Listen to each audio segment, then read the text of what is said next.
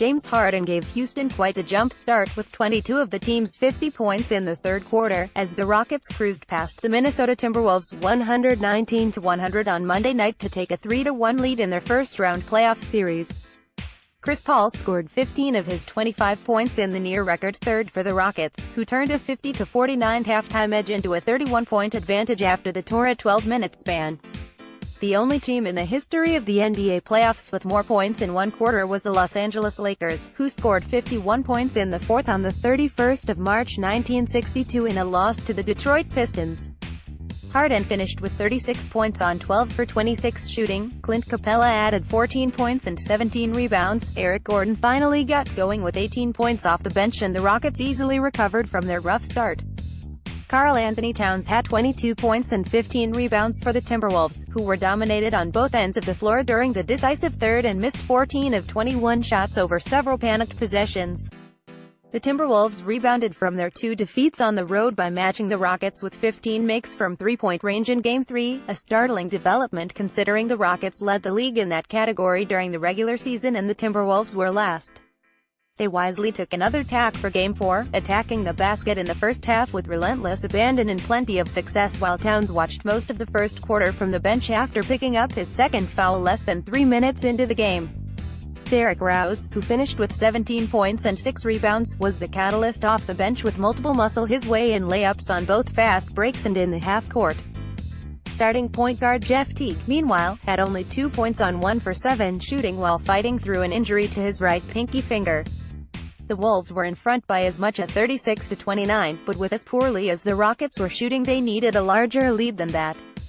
They went 21 for 44 from the field, 47.7% in the first half, but with all the layups and putbacks in the mix they easily could have made more.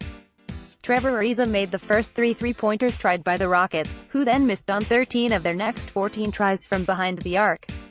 Harden didn't make a basket until 5:57 remained in the second quarter, when his 10-foot floater fell and to cut Minnesota's lead to 39-37. He swished one of his signature step-back three-pointers on the next possession, and Houston was right back in front to sow the seeds for the staggering third quarter. Just like in Game 2, the Rockets raced out of the gate after the half. Harden scored 17 of their first 20 points. Wolves star Jimmy Butler, on the other hand, started forcing off-balance shots. Teague and Paul, the two former Wake Forest point guards, engaged in some intense trash talk. Paul baited Teague into a pushing foul for a pair of add-to-the-pile free throws. Gordon tacked on another three-pointer at the buzzer for the 100-69 lead. Number 5 Jazz 113, number 4 Thunder 96. Donovan Mitchell scored 33 points to lead the Utah Jazz to a 113-96 win over the Oklahoma City Thunder on Monday night. Joe Ingles scored 20 points while Rudy Gobert added 16 points and 10 rebounds. Ricky Rubio chipped in 13 points, 8 assists and 6 boards. Utah takes a 3-1 series lead back to Oklahoma City. Game 5 is on Wednesday night. Paul George scored 32 points and Russell Westbrook added 23 points and 14 rebounds to lead the Thunder. Oklahoma City lost its third straight in the series after shooting just 39% from the field. The Thunder opened up a 26-19 lead late in the first quarter when Carmelo Anthony capped a string of 3 straight Oklahoma City baskets with an alley-oop layup. They held on to the lead for much of the second quarter until Utah finally woke up on offense. Starting with Rudy Gobert cutting to the rim for a dunk with 3:45 left in the second quarter, the Jazz scored on 11 straight offensive possessions to blow the game wide open. Ingles fueled the surge by hitting 3 straight three-pointers to put Utah in front 58-52 before halftime. It finally culminated in another Gobert dunk that punctuated a 20-3 run extending over the second and third quarters that gave Utah a 67-52 lead.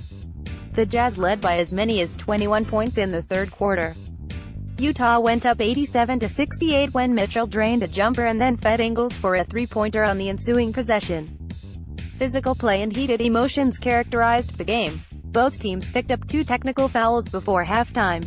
Then Jay Crowder was ejected with a technical foul with 5:30 remaining in the fourth quarter.